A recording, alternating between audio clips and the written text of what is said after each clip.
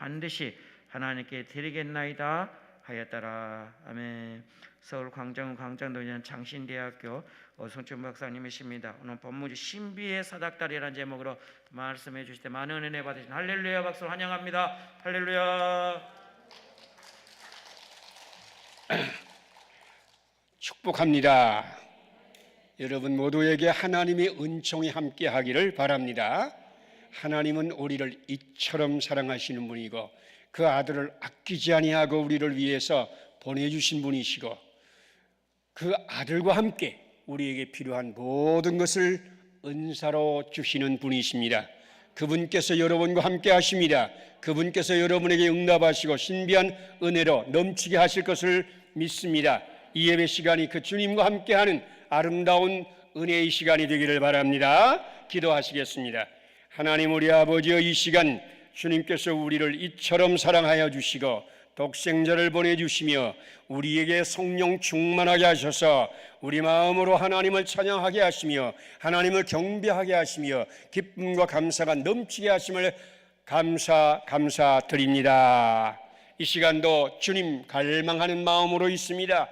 주님 성령 충만케 하여 주시옵소서. 우리 마음이 열려서 주님을 보며 주님과 함께 즐거워하며 주님의 생명이 우리 가운데 넘치게 하여 주시옵소서. 이 시간 주님이 시간 되게 하시고 주님 말씀하는 시간 되게 하시고 주님이 은혜의 시간 되게 축복하여 주시옵소서.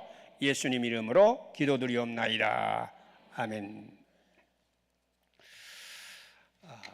여러분, 우리가 하나님께 기도하면서 바라는 것, 또는 여러분들이 이 강남 금식기도원에 들어오셔서 기도하면서 마음 한구석에 가지고 있는 마음이 있습니다. 그 마음은 곧 하나님의 은혜로 가득하게 넘치고 하나님의 신비를 보고 하나님의 영광에 참여하고 하나님의 놀라운 그 기적을 함께 보는 사람이 되게 하여 주시옵소서. 그런 여러분 갈망하는 마음이 계시죠? 지금도 하나님의 신비, 하나님의 기적, 하나님의 영광을 갈망하며 기다리는 여러분 마음을 우리 하나님께서 아십니다. 이 시간은 제목이 신비의 사다리, 사닥다리 또는 사다리란 제목으로 말씀을 드리겠는데, 제가 요새 성경을 읽으면서 성경을 가르치면서 살면서 끊임없이 반복해서 마음에 부딪혀오는 하나님의 말씀입니다. 오늘 하나님의 그 사닥다리, 오늘 본문의 말씀 야곱이 보았던 그 사닥다리, 저 끝이 하늘에 닿았고 하나님의 천사들이 오르락내리락하고 하나님이 그 위에 서서 말씀하시는 그 신비의 사닥다리가 여러분에게 세워져서 여러분이 하는 모든 일 가운데에 주님의 음성이 들려오고 주님의 신비가 여러분에게 임하고 하나님의 기적이 일어나는 놀라운 인생의 문, 축복의 문, 믿음의 문이 여러분에게 열려지기를 바라면서 이 말씀을 드립니다. 여러분,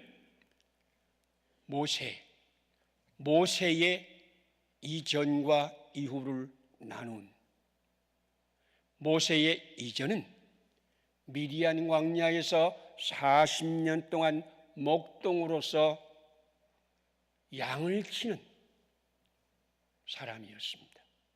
아침에 일어나면 양을 몰고 나가고 저녁이 되면 양을 몰고 들어오고 밤이 되면 그 양이 잘 자는가, 잘 지내는가, 병이 들었는가, 어떤가, 양을 생각하며 양을 치는 양의 목자 모세였습니다. 그러나 시내산에서 떨기나무의 불꽃을 본 하나님의 영광을 보고 하나님의 신비를 보고 하나님의 기적을 본 다음에는 그는 이스라엘 백성이 지도자가 되어서 노예로 고통당한 이스라엘 백성을 애굽에서 인도하여서 젖과 꿀이 흐르는 가나안 땅으로 인도하는 위대한 하나님의 종 모세가 되었습니다. 여러분에게도 이러한 하나님의 신비가 임해서 이전과 이후가 이렇게 완전히 나누어지는 기적이 일어나기를 바랍니다. 이사야는 우시야 왕이 죽었을 때에 너무너무 실망한 거예요. 우시야 왕은 유대의 중흥을 일으키는 위대한 왕이었습니다. 북왕국 여로보암 2세 왕과 함께 남북조 시대를 이룬 아주 위대한 왕이었습니다. 이사야는 혹시 이 우시야를 통해서 민족 중흥과 하나님의 기적이 나타날 것이라고 기대하고 있었는데 갑자기 우시야 왕이 죽고 말았습니다. 기대하던 소망의 줄이 끊어져 버렸어요. 그래서 그는 우시야 왕이 죽을 때에 성전에 들어가서 하나님 앞에 부르짖고 있었습니다. 하나님, 도대체 이렇게 위대한 왕이 죽고 이 땅에 지도자가 없어지고 이 땅이 황폐하게 되었는데 어떻게 해야 됩니까? 기도할 때에 그때에 이 성전에 하나님의 영광이 가득하고 하나님의 보좌가 거기에 내려오고 천사들이 찬송하는 놀라운 기적의 영광의 역사가 일어났습니다. 여러분, 예수님은 베드로와 요한과 야고보를 데리고 변화산으로 기도하러 올라갔습니다. 그리고 기도하는 동안에 변화되어 모세와 엘리야와 함께 예루살렘에서 죽을 이를 의논하고 정말 이 땅을 구원할 계획을 같이 이야기를 나누는 신비한 기적이 일어나고 변화산에 놀라운 영광이 임했습니다. 저는 성경 말씀을 읽을 때마다 기도할 때마다 나의 삶을 생각할 때마다 이와 같은 모세의 영광이 이 이사야가 본 영광스러운 하나님의 그 기적이 예수님의 변화산의 그 영광스러운 신비가 우리 교회에도 임하게 하여 주시고 나에게도 임하게 하여 주시고 모든 분들에게 임하게 하여 주시옵소서 기도하였습니다. 여러분, 이런 기적의 신비가 여러분에게 임하기를 원합니다. 여러분 가정이 하나님의 기적을 보는 가정, 하나님의 신비를 보는 가정이 되면 그 가정에 놀라운 하나님의 은혜로 영광으로 가득하게 될 것입니다.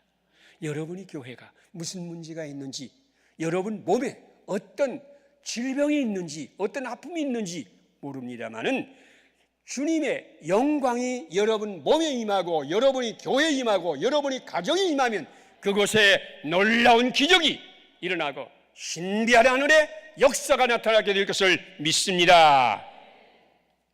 꼭 그와 같은 놀라운 신비의 사다리를 보고 신비의 사다리를 올라서 하나님의 영광에 이르는 여러분 되기를 축원합니다. 그런데 우리 믿는 사람들은 이러한 신비하고 은혜의 기적을 얻기 위해서 성경적인 방법이 아니라 자기가 생각하는 인간적인 방법을 택하여 가다가 멸망하는 수가 많습니다. 인터넷 TV를 통해서 젊은 아내가 상담 편지를 보내봤습니다. 자기가 결혼했는데 남편과의 사이가 좋지 않고 남편은 자기의 신앙과 열심을 이해하지 못하고 핍박하고 어려움을 주고 신앙생활을 못하게 하는데 저는 요새 은혜를 받아서 정말 하나님의 은혜로 넘치고 이 은혜를 수많은 사람에게 전하고 싶은 이런 소명을 받은 것 같은데 남편 때문에 걱정입니다. 저는 지금 남편과 이혼하고 신학교에 들어가서 하나님의 종이 될 이런 꿈을 꾸고 있는데 저에게 도움의 말을 주십시오. 이런 편지를 보내왔습니다. 저는 그분에게 편지를 보내면서 하나님은 일상생활 가운데에 임하여 기적을 베푸시는 하나님이십니다. 하나님의 신비의 사다리는 저 하늘 끝에 닿았고 하나님이 거기서 말씀하시고 하나님이 영광이 빛나지만 사다리의 끝은 이 땅에 땅에 닿아 있습니다. 이 땅을 중시하지 아니하면 결코 저 높은 사다리의 끝을 올라갈 수가 없습니다. 이 땅에서의 일상생활을 중시하지 아니하고 나에게 맡겨진 짐을 무시하고 내 몫에 태인 십자가를 거절하면 결코 우리는 신비의 사다리를 올라갈 수 없을 뿐더러 하나님의 영광에 참여할 수가 없습니다 하는 내용의 이야기를 전달했습니다. 여러분, 수많은 사람들이 거룩한 곳에 가서 거룩한 분을 만나고 싶어서 자기의 일상생활을 벗어나기를 원하고 자기가 일하는 곳을 벗어나기를 원하고 자기의 집을 벗어나기를 원하고 자기의 교회 강단을 벗어나기를 원하고 어떤 신비한 곳에 가면 그 신비한 하나님을 만날 수 있을 것이라 생각을 하는데 이건 이방 사람들이 전통적으로 해온 방식이고 우상 숭배자들이 전통적으로 해온 방식입니다. 우상은 어디에 있어요? 산에 있어요. 신비한 곳에 있어요. 아주 신비스러운 곳에 가보면 거기에 절간이 있든지 또는 거기에 무슨 도를 연마하는 뭐가 있든지 거기에 무슨 이제 성황당이 있든지 무슨 당이 있든지 그런 것이 있어요. 세상 사람들은 신비가 어디에 있느냐? 저 신비한 어떤 특별한 곳에 있다고 봅니다. 그런데 오늘 말씀을 설명하면서 성경의 신비는 이 땅에서 우리가 오늘 하고 있는 일 가운데서 우리가 맡은 그 일 가운데서 예수님께서 누구든지 나를 따라오려거든 자기를 부인하고 그 다음에 뭐죠? 자기 십자가를 지고 자기가 서 있는 곳에서 예수님을 따르라. 오늘 말씀은 야곱이 자기 형님을 속이고 자기 형님에게 수단을 벌여서 장자권을 빼앗고 자기 형님이 받아야 할 아버지의 축복, 하나님의 축복을 빼앗고 그래서 형님은 동생을 죽이려고 합니다. 에서 형님은 동생 야곱을 죽이려고 합니다. 그러자 어머니가 이 야곱에게 너는 외삼촌 집으로 도망가서 거기에서 피해 있으라. 내가 아들 둘 다 잃어버리는 이런 불행을 보고 싶지 않다. 그래서 야곱은 부자 아버지, 잘 사는 어머니, 사랑하는 어머니를 버리고 이제 외삼촌이 있는 하란으로 도망을 가다가 루스란 땅에 이르러서 밤이 되어서 잠을 자게 되었습니다. 그는 아무것도 의지할 것이 없었습니다. 덮을 것도 없고 벨 것도 없었습니다. 그래서 돌을 베개 삼아서 잠을 자는데 그때에 그는 놀라운 신비의 사다리를 보았습니다. 우리 한번 같이 읽어보시겠습니다. 12절입니다. 같이 읽습니다. 꿈에 본즉 사다리가 땅 위에 서 있는데 그 꼭대기가 하늘에 닿았고 또 본즉 하나님의 사자들이 그 위에서 오르락 내리락 하고. 하늘에 닿은 사다리. 그때 천사들이 오르락 내리락 하는 사다리. 하나님이 거기에 있어서 말씀한 사다리를 보았습니다. 그런데 12절 말씀은 이렇게 시작합니다.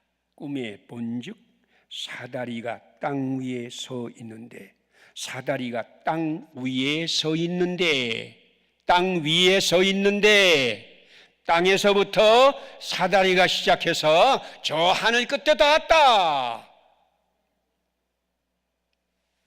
하늘 끝에 올라가려고 하면 이 땅에서 시작하라는 말씀이에요.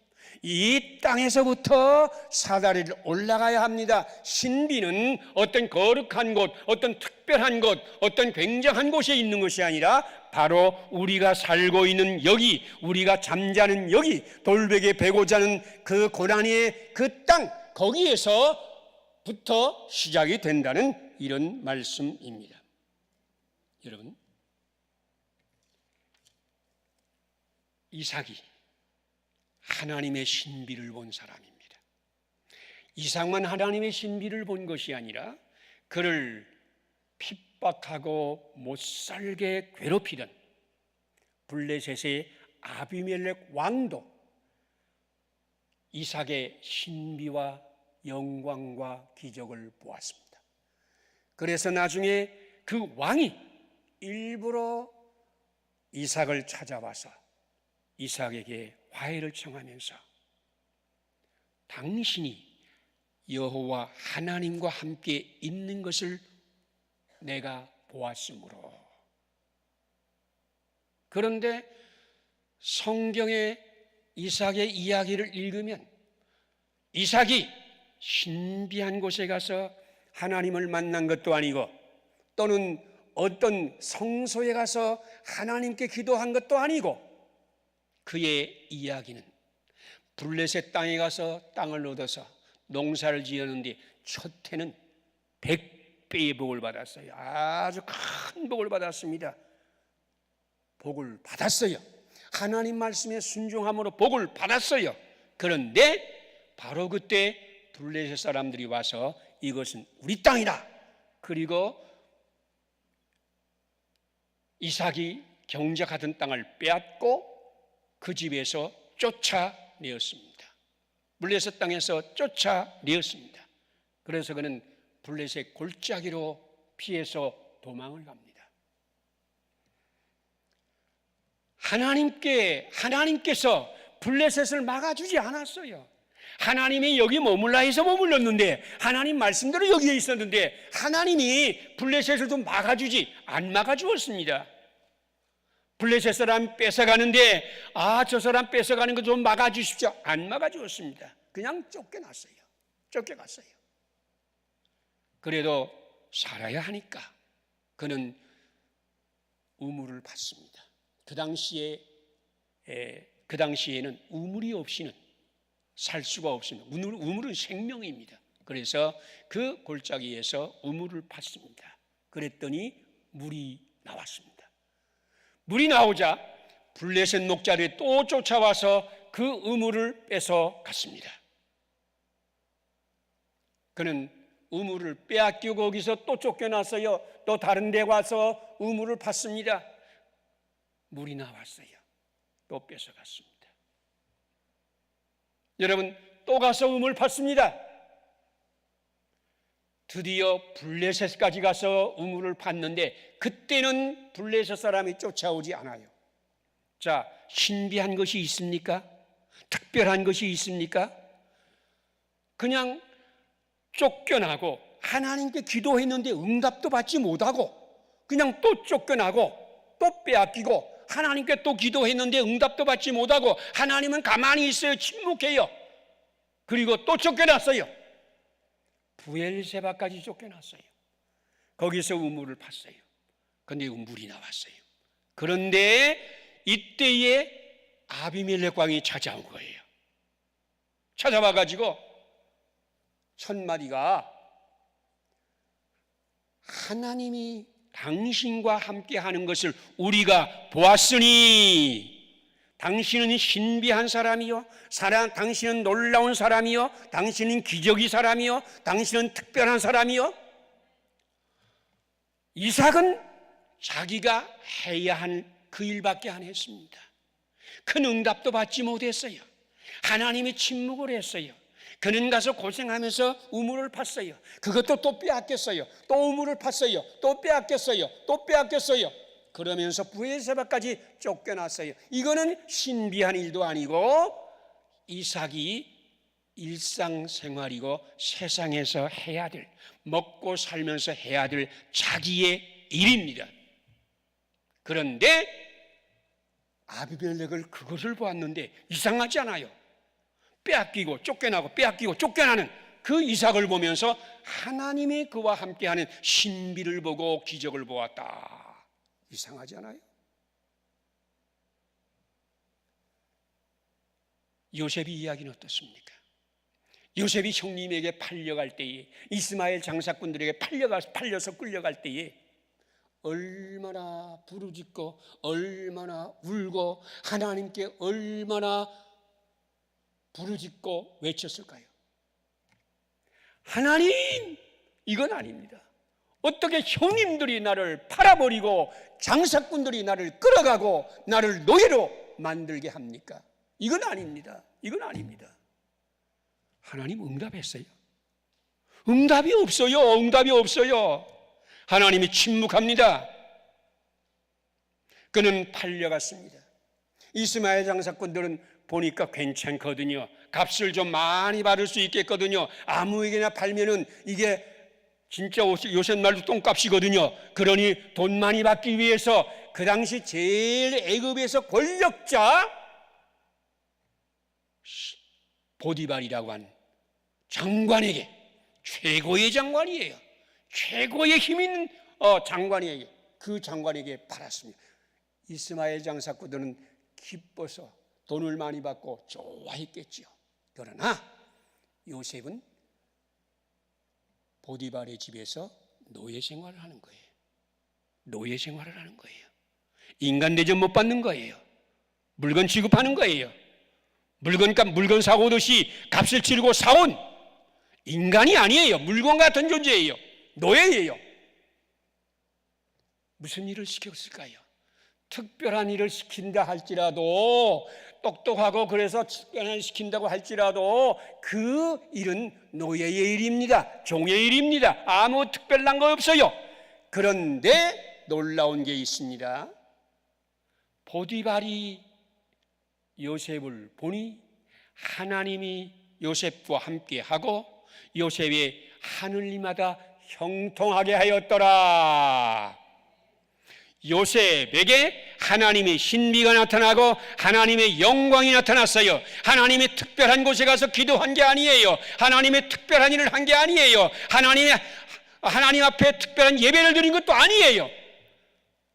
그는 노예로서 인간 대접받지 못하면서라도 자기 일을 그냥 했습니다. 자기 일을 열심히 하는 동안에 하나님이 그에게 임하고 하나님이 그에게 형통케 하고, 보디발이 그를 보니까 하나님의 신비와 은혜와 영광이 그게 있다. 그래서 그를 높여 총무를 삼고, 그러니까 이 요셉의 총무가 되어서 그 집에 있는 밭과 사람들과 집과 모든 걸 다 관리해요. 관리하니까 하나님의 그 집에 놀라운 복을 또 내리는 거예요. 이상하지 않아요? 요셉이 특별한 일을 했어요? 성경 이야기를 읽으면 하나입니다. 그것은 곧 특별한 일을 하는 동안에 하나님의 영광이 임한 것이 아니라 보통 일, 우리가 해야 될 일, 우리가 맡은 일, 자기 십자가를 지고 그 십자가를 지면서 자기 일을 일상생활을 하는 가운데 하나님의 신비가 임하고 하나님의 영광이 임했다. 신비의 사다리는 저 하늘에서 시작된 것이 아니라 이 땅에서부터 올라가서 하늘에까지 닿는 놀라운 사다리가 되었다. 모세의 영광, 구약시대의 가장 위대한 지도자 모세의 영광이 어디서 시작됩니까? 그날 아침도 그는 양을 몰고 양에게 더 좋은 꼴을 먹이기 위해서, 양을 더 잘 먹이기 위해서, 양을 더 잘 지키기 위해서, 양에게 더 풍성한 생명을 주기 위해서 양을 데리고 시내산까지 갔습니다. 시내산은 미디안과 약간 떨어져 있는 곳이에요. 거리가 멀어요. 거리가 멀어도 이 양들에게 더 좋은 것을 먹이고 더 잘 키우기 위해서 거기까지 갔습니다. 그런데 시내산에 떨기나무 가운데 꺼지지 않은 불이 붙고 하나님의 음성이 들려오고 하나님께서 모세야 부르시는 음성을 듣는 신비한 기적이 일어났어요. 여러분, 자기가 맡은 일을 충성되이 하는 동안에, 자기의 십자가를 지고 따라가는 동안에 하나님이 거기에 임해서 놀라운 일을 행하셨다. 여러분, 예수님이 겟세마네 동산에서 기도할 때에 정말 피땀 흘려 기도하면서 내 뜻대로 하지 마시고 아버지의 뜻대로 하시옵소서. 그리고 기도를 마쳤습니다. 드디어 마음에 작정했습니다. 나는 나의 뜻대로 할 것이 아니라 나는 하나님의 뜻대로 할 것이다. 그런데 그 순간에 가룟 유다가 대제사장의 병사들을 데리고 예수님을 잡으러 온 거예요. 예수님을 잡으러 군인들이 온 거예요. 이 군인들은 누구의 뜻을 받았어요? 하나님의 뜻을 받았습니까? 아닙니다. 예수님을 죽이려고 한 대제사장의 뜻을 받았어요. 예수님을 죽이기 위해서 밤중에 불법으로 예수님을 체포하려고 군인들을 보낸 거예요.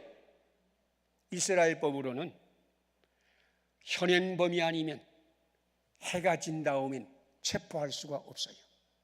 그런데 성경은 이렇게 말합니다. 예수님이 저녁 때에 성만찬을 행하시고 제자들의 발을 씻기시고 길게 마지막 설교를 하시고 제자들과 함께 겟세마네 동산에 가서 기도할 때, 깊은 밤중에 기도할 때에, 그때에 대제사장의 병사들이 예수님을 체포하러 온 거예요. 불법이에요.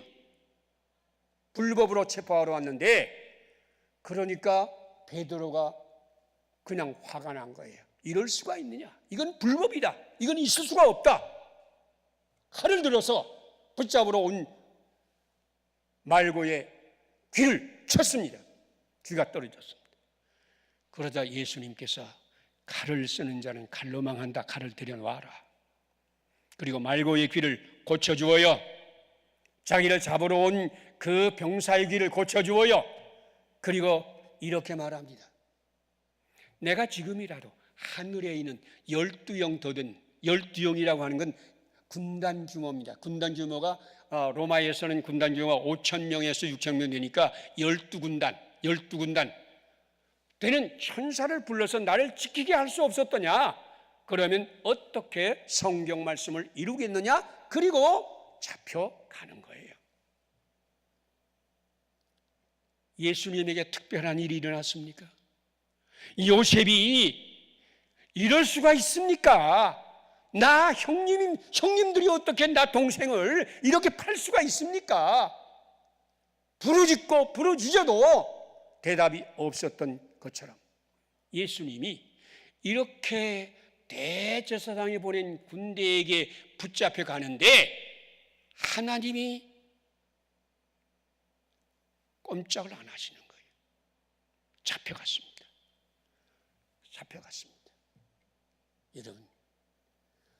여러분이 이런 불의한 일을 당하고 억울한 일을 당하고 손해볼 일을 당하고 속상하고 화가 나고, 그래서 불법적으로 잡혀가고 불법적으로 욕을 먹고 다른 사람에게 상해를 입고 억울한 일을 당하고 그럴 데 없습니까? 그게 일상생활이에요. 그게 일상생활이에요.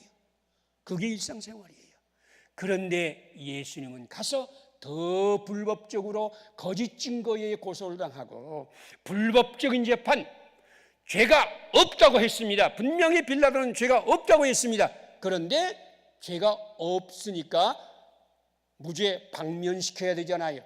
그런데 법정 최고형인 십자가 사형을 언도했습니다. 이런 불법이 어디 있습니까? 이거는 세상에 있는 일입니다. 우리 세상에는요, 정치하는 사람이든지 또는 장사하는 사람이든지 또는 내 동료든지 심지어 내 자식들까지라도 우리 교회에서라도 이런 불법적인 일이 일어나고 이렇게 억울한 일이 일어나고 이렇게 속상한 일이 일어나고 세상에는 불법적인 일이 일어날 수밖에 없습니다. 이게 세상, 왜? 타락한 세상에 우리가 살고 있으니까. 그래서 타락한 세상을 어떻게 말합니까? 사도 바울은 로마서에서 의인은 없나니 한 사람도 없으며, 우리는 그런 세상에 살고 있는 거예요. 그러니까 세상에서는 불의를 당해요. 불의를 당하는 건 일상생활이에요. 그래서 예수님은 이렇게 불법적인 재판을 다 받고 사형 언도를 받아서 십자가에 매달렸습니다. 그때도 예수님이 하나님이여 어찌하여 나를 버리십니까? 엘리 엘리 라마 사박다니, 나를 좀 건져 주시옵소서 하는 이런 부르짖음을 부르짖잖아요. 하나님이 침묵을 했어요. 건져내지 않았어요. 그냥 죽게만 내버렸어요. 그냥 죽는 것은 일상생활이고 세상의 일입니다. 그런데 놀라운 것은 그 불의와 그 부정과 그 불법과 그 불행한 죽음이 곧 기적이 된 거예요. 곧 십자가가 된 거예요. 십자가 나의 생명이, 십자가 나의 구원이, 십자가 역사를 바꾸는 십자가, 세상을 새롭게 만드는 하나님의 기적이 십자가가 된 거예요. 여러분, 예수님이, 하나님이 기적을 보았어요. 일상생활이 기적이 되는 거예요. 일상생활이 기적이 되는 거예요.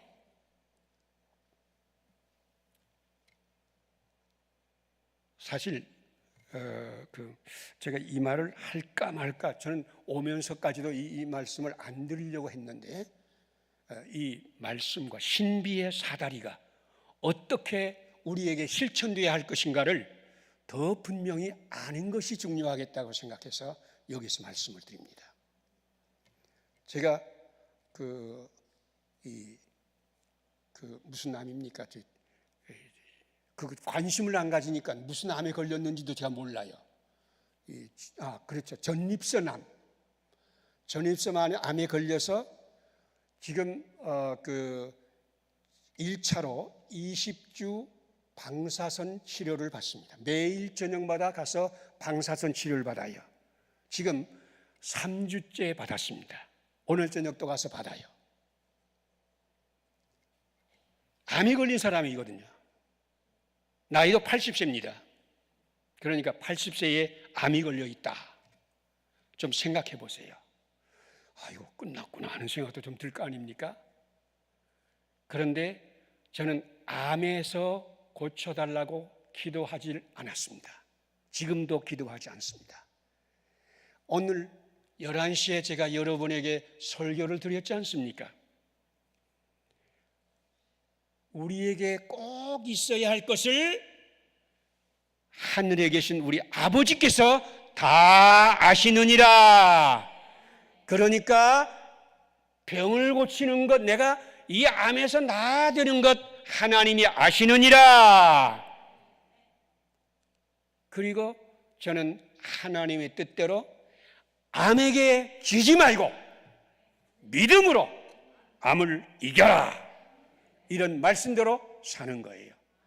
그러니까 저희 기도는 암에서 고쳐달라는 게 아니라 나의 일상생활을 좀 더 정확하게 이전에 살아온 일상생활을 그대로 하게 하여 주시옵소서. 저는 아침에 일어나자마자 5분에서 10분 동안 스트레칭 운동을 합니다.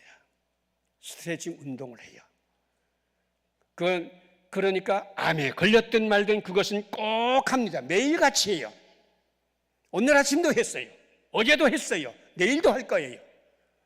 암에게 지지 말고 내가 할 수 있는, 내가 해야 할 일을 한다는 거예요. 그것이 끝나면 800명 중보 기도를 드립니다. 내가 800명 다 외우질 못하니까 기도 드려야 할 사람을 컴퓨터에 이름을 다 이렇게 해놓고 컴퓨터를 켜서 거기에 이름 하나하나 불러가면서 800명 중보 기도를 드립니다.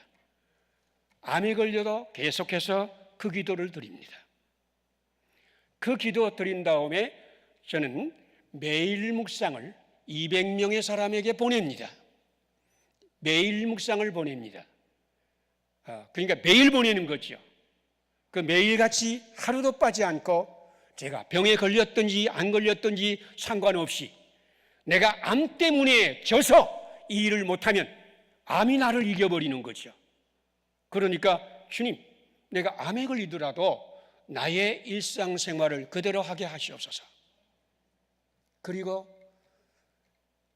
7시 반까지는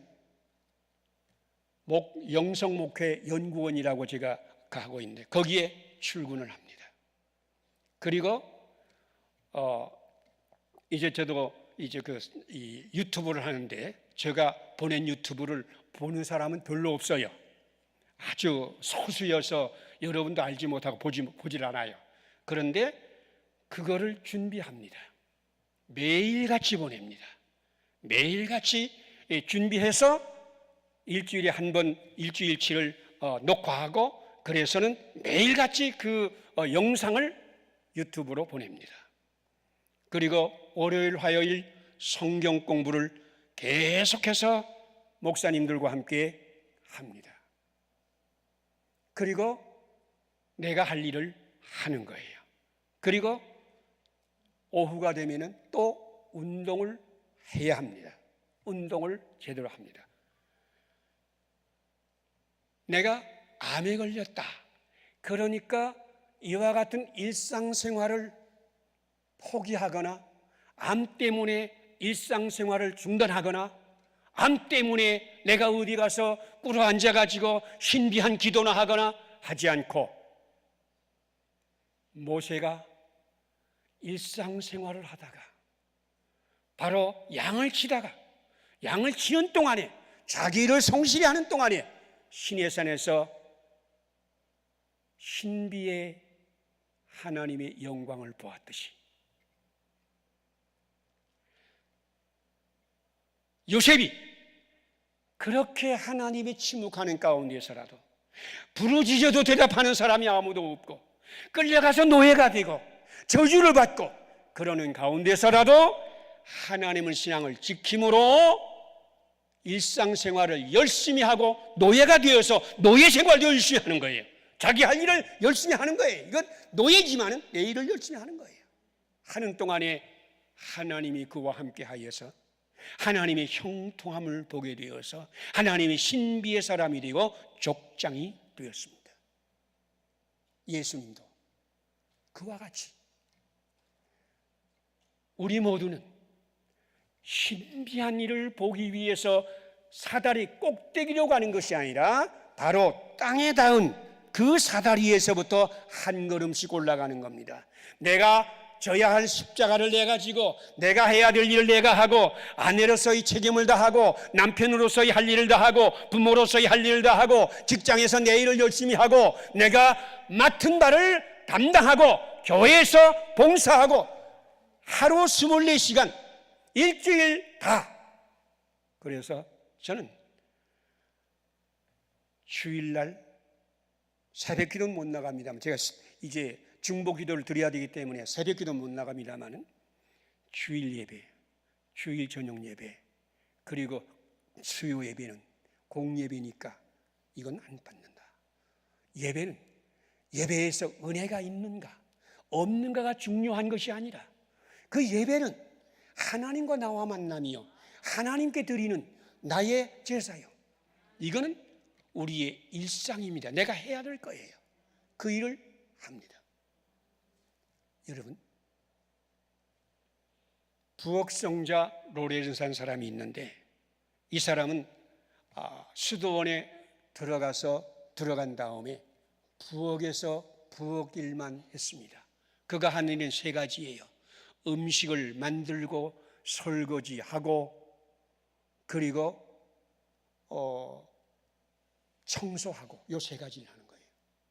그는 그 수도원에 들어가서 설거지하면서도 청소하면서도 음식을 만들면서도 하나님께 기도하면서 하나님께 충실하게 맡은 바를 다 할 수 있게 하나님 이 그릇이 이렇게 깨끗이 씻어서 이 그릇으로 음식을 먹는 사람이 하나님 복을 받게 하시옵소서. 이 음식을 만들 때에 이 음식을 먹는 모든 사람이 복을 받게 하시옵소서. 여기에 청소하는 동안에 하나님이 만든 대자연이 하나님 보시기에 아름다운 곳이 되게 하여 주시옵소서. 무엇을 하든지 하나님의 뜻을 거기에 심었습니다. 저도 이제 언제부터인가 설거지는 제 몫이거든요. 언제나 설거지를 해요. 그러다가 암에 걸려서 방사선 치료를 받는 동안에 내가 치료를 받고 있는 중이니까 이걸 하지 말까? 그런 생각도 있었습니다만은 왜 그 일도 주님의 일이고 그 일도 가정을 위한 일이고 그 일도 아내를 사랑하는 일이고 그 일도 하나님이 나에게 주신 십자가인데 그거를 내가 포기한다? 암 때문에 포기한다? 세상 일 때문에 내가 세상의 어려움 때문에 내가 하나님 일을 포기한다? 이건 있을 수가 없는 일이에요. 그러니까 어제도 하고 그저께도 하고 오늘도 하고 내일도 할 거예요. 왜? 하나님은 신비의 사다리는 바로 어디서 시작했어요? 땅에서부터 시작하는 거예요. 우리 가정에서부터 시작하는 거예요. 설거지하는 동안에 시작되는 거예요. 목동의 일을 하는 동안에 시작되는 거예요. 내가 노예 일을 하는 동안에 시작되는 거예요. 내가 기도하는 동안에 시작되는 거예요. 내가 맡은 일을 하는 동안에 바로 거기에서 시작되는 것입니다. 거기서 시작해야 돼요. 여러분, 하나님의 기적을 보기를 원하지요. 하나님의 기적을 보기를 원하면 바로 거기에서. 그래서 그 로렌스라는 사람도 부엌에서 일을 하면서 청소하고 음식 만들고 청소하는 것밖에 없지만은 놀랍게 그의 부엌에서 하나님의 신비가 일어난 거예요. 사람들이 병든 사람이 와서 기도하면 병이 낫는 거예요. 고난받는 사람이 와서 상담하면 고난에서 해방이 되는 거예요.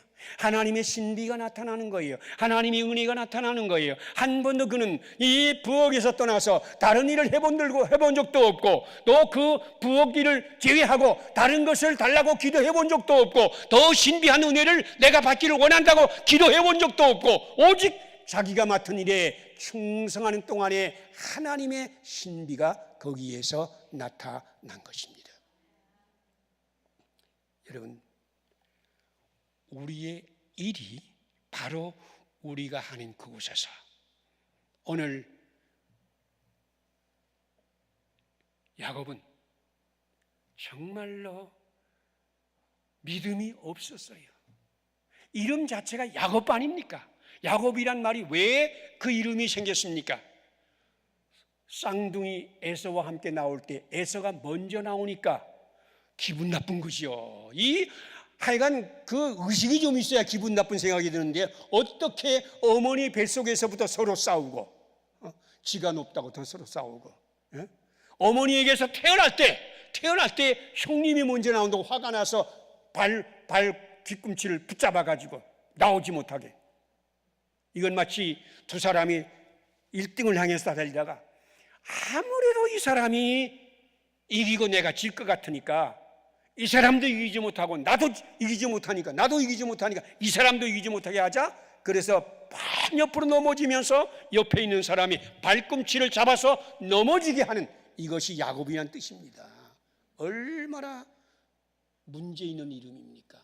그래서 평생 이 신비를 볼 때까지, 신비의 사다리를 볼 때까지 그는 형님을 속이고 아버지를 속이고 그것도 음모를 꾸미고, 아버지에게 형님이라고 속여가지고, 형님은 아버지는 형님이 냄새를 알잖아요. 그러니까 형님의 옷을 입고 형님 냄새를 나게 만들고, 그렇게 하면서 수단을 부려서 아버지의 축복을 빼앗는 이런 야곱, 믿음이 없는 야곱이에요. 특별히 뛰어난 야곱이 아니에요. 훌륭한 야곱이 아니에요.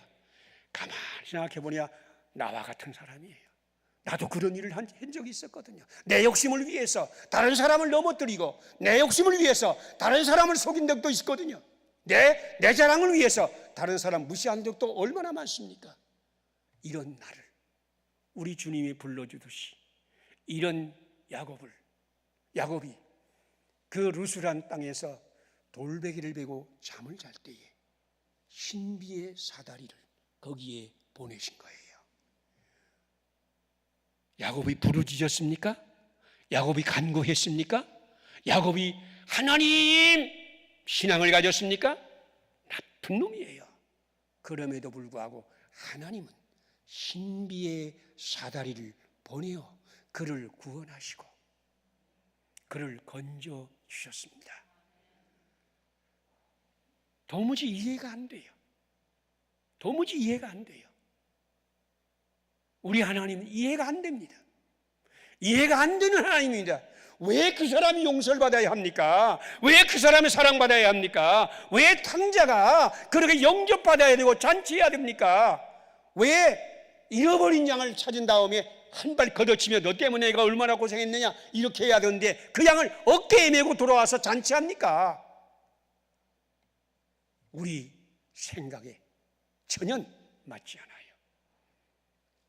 오늘 우리 하나님은 여러분들 가운데서 그런 신비를 베풀 것을 제가 믿습니다.